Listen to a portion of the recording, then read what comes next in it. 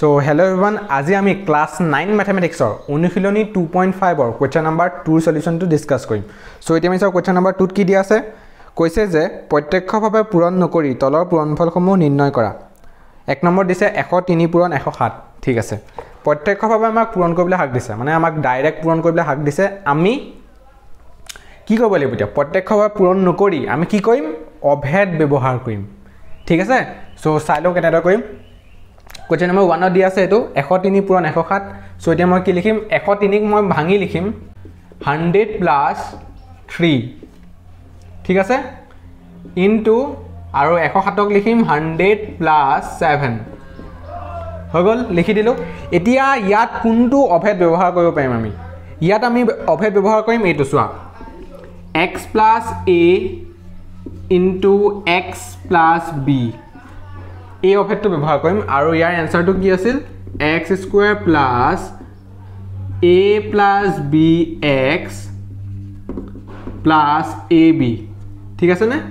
So আমি এতিয়া কোনটো অভেদ ব্যৱহাৰ কৰিম এই অভেদটো ব্যৱহাৰ কৰিম। সো তোমালোকে ব্ৰেকেটত লিখি লব পাৰা যে এই অভেদটো ব্যৱহাৰ কৰি পাও ব্ৰেকেটত লিখিবা x plus a into x plus b is equal to ইমান অভেদটো ব্যৱহাৰ কৰি পাও ঠিক আছে। এনেকুৱা কিনাৰ লিখি দিবা তোমালোকে। সো মই কি লিখিম ইয়াৰ পিছৰ লাইনত অভেদটো ব্যৱহাৰ কৰিম। সো হ'ব কি x স্কয়াৰ মানে x ৰ জায়গাত কি আছে ইয়াত 100 আছে আৰু a ৰ জায়গাত কি আছে 3 আছে b ৰ জায়গাত কিমান আছে 7 আছে ঠিক আছে b ৰ জায়গাত 7 আছে। সো এতিয়া মই কি কৰিম x স্কয়াৰ মানে 100 স্কয়াৰ কৰিম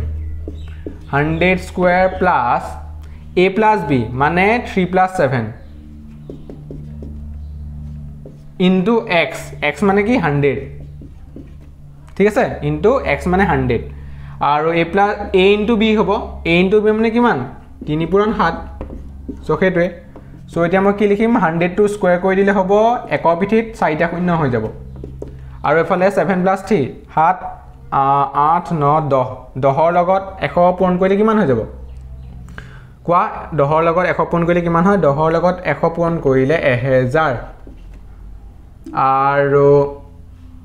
এফালে 3 into 7 কৰিলে কিমান হ'ব 21। সো আমি কি লিখিম এতিয়া 1 2 3 4 1 2 3 4 সো 1 1 ইয়াত হ'ব আৰু তাৰ পিছত 0 21 ঠিক আছে না 1 2 3 4 5 1 2 3 4 5 এই গুটেকেটা যোগ কৰি দিবা তেতিয়া কিমান হ'ব এইটো 11021 হ'ব এনসাৰটো ঠিক আছে না 11021 ঠিক আছে 11021। সো আমি কোৱেশ্চনটো কেনেদৰে কৰিলো অভেদ ব্যৱহাৰ কৰিলো ইয়াক প্ৰথমে ভাঙি দিলো 103 100 প্লাস 3 কৰিলো 107 ক 100 প্লাস 7 কৰিলো আৰু দেখিলো যে এইটো এটা অভেদৰ নিচিনা হৈ পৰিল x plus a into x plus b নিচিনা হৈ পৰিল। সো হেকাৰণে আমি ব্ৰেকেটত লিখিম যে x plus a into x plus b is equal to ইমান অভেদটো ব্যৱহাৰ কৰি পাও কি পাও এইটো পাও। সো ইয়াৰ পুনে পুনে তুমি ব্ৰেকেটত ইয়াত লিখি দিবা ঠিক আছে। এতিয়া আমি যাম কোৱেশ্চন নাম্বাৰ 2 লৈ। সো কোৱেশ্চন নাম্বাৰ 2 সলিউশনটো চাই লও sorry question number 2 questionত কি দিয়া আছে চাই লও। question number 2 দিয়া আছে 95 into 96 দিয়া আছে 95 into 96 ঠিক আছে মই তলতে কইম 95 into 96 দিছে। এবাৰ কি কৰিম আমি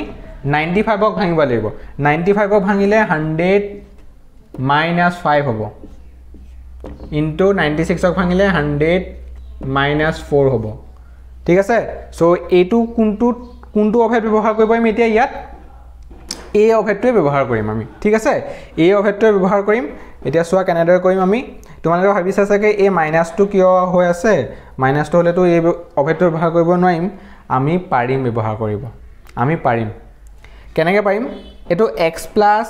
x minus a into x minus b নিচিনা হৈ আছে হয়নে। এতিয়া আমি কি কৰিম জানানে ইয়াক মই x plus a আৰু x minus b নিচিনা কৰিলম মানে মই এটো কৈছো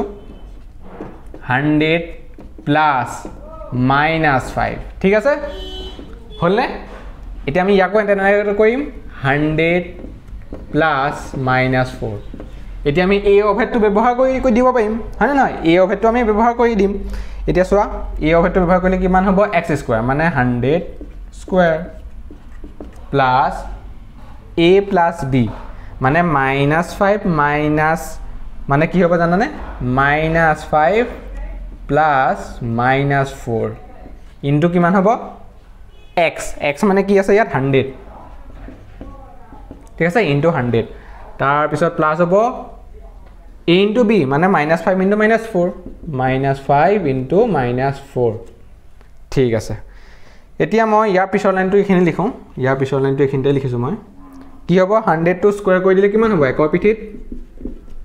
4টা শূন্য হৈ যাব একৰ পিঠিত 4টা শূন্য হৈ গল তাৰছত -5 প্লাস -4 তো প্লাস মাইনাসে মাইনাস হৈ যাব -5 -4 হৈ যাব -5 -4 কৰিলে -9 হ'ব ঠিক আছে -9 ৰ লগত যেটা 100 পূৰণ কৰি দিম তেতিয়া হ'ব -900 ঠিক আছে না -900 হল তাৰ পিছত এটো -5 ইনটু -4 কৰিলে কি হ'ব +20 হৈ যাব মাইনাসে মাইনাসে প্লাস হৈ যাব আৰু +20 হৈ যাব ঠিক আছে না মই শুদ্ধ কৰিছো নে ওকে সো এতিয়া তো কি হৈ আছে 10000 হৈ আছে না 10000 পৰা 900 বিক কৰি দিলে কিমান হ'ব 10000 পৰা 900 বিক কৰি দিলে কিমান হ'ব 10000 ৰ পৰা যদি আমি 900 বিক কৰি দিও তেতিয়া 9100 হ'ব হয়নে নহয় এগ্ৰি নে yes 10000 পৰা মই 900 টকা বিক কৰি দিলো 9100 টকা হল তাৰ লগত আমি 20 যোগ কৰি দিম হৈ যাব কিমান 9120 টকা টকা বুলি মানে মই ক্যালকুলেট কৰিছো সো এনসাৰটো কিমান ওলাল 9120 ঠিক আছে 9120 ওলাল সো এনেদৰে আমি কৰিব পাৰো ঠিক আছে এটা আমি সব কোৱেশ্চন নম্বৰ 3 কি দি আছে কোৱেশ্চন নম্বৰ 3 কৈছে যে 104 into 96 মানে 104 পূৰণ 96 ঠিক আছে 104 পূৰণ 96 বুলি কৈছে